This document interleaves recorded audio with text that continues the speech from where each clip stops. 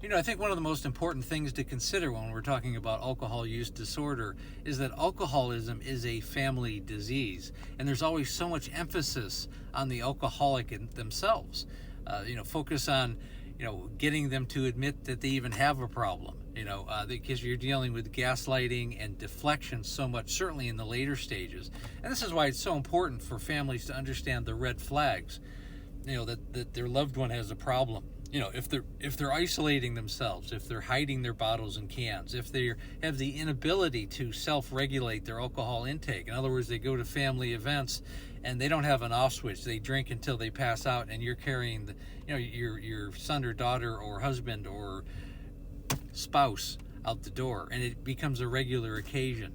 That you understand that their drinking has become a reward system after work or on the weekends. Hey, it's football season. Let's get drunk. We can watch football and drink, 12 beers. I have carte blanche. I'm giving myself this opportunity because I'm rewarding myself for the weekend. Unfortunately, then you have hangovers, and you're dealing with all that.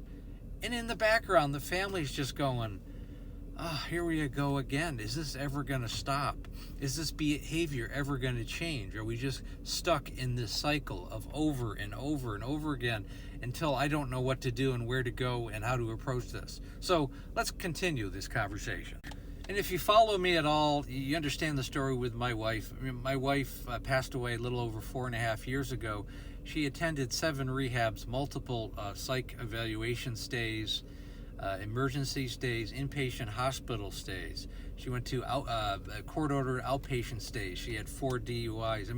It was just an endless array of one thing after another. And for myself and my son at the time, who was in high school, it was very stressful. I dealt with it by trying to do something positive. I used to lift weights. I always worked out. I got in very good shape. You've probably seen pictures of me if you follow me at all. My son, on the other hand, I think he ate his stress away. At the time my wife passed away, he weighed about 298 pounds, and I knew he was getting very overweight, but I didn't realize the degree of it. And he's tall, he's 6'1", but he was definitely overweight. Within a year of her passing, my son lost 115 pounds, went down to 185, which is a good weight, and I was able to maintain what I did. But just the stress between it was just unbelievable. And you're not really able to realize how much stress you're going through until after the fact, until you can actually step back, and kind of breathe a little bit and be more reflective in how it actually affected you. And the reason why I talk about this, because I know so many families are going through this, and they're in the middle of it. And they're not taking care of themselves because there's so much focus on the alcoholic. And this is not taking anything away from the person who suffers from alcohol use disorder. But no one is going to take care of the family unless they take care of themselves. Certainly the alcoholic isn't going to address it because they're too wrapped up in their own microcosm, their own ecosystem.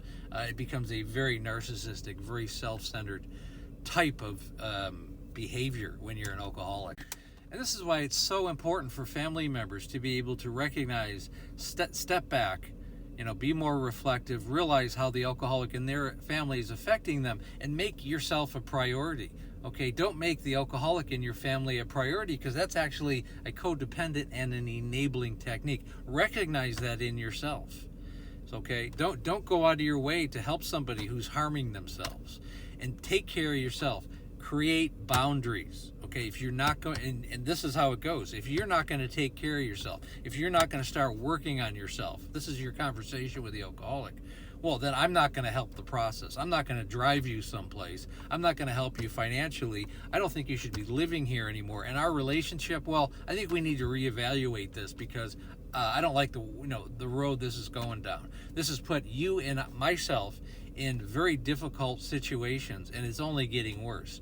So we need to set a boundary, set goals, make a blueprint of the future. You're going to AA meetings, you're going to go to smart recovery meetings, you're going to go detox, rehab, naltrexone, and abuse.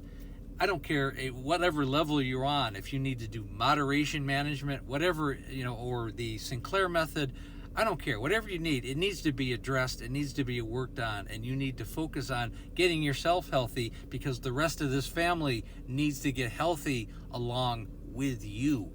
And again, I hope these ideas and concepts and conversations that you have in your head as a family member make sense.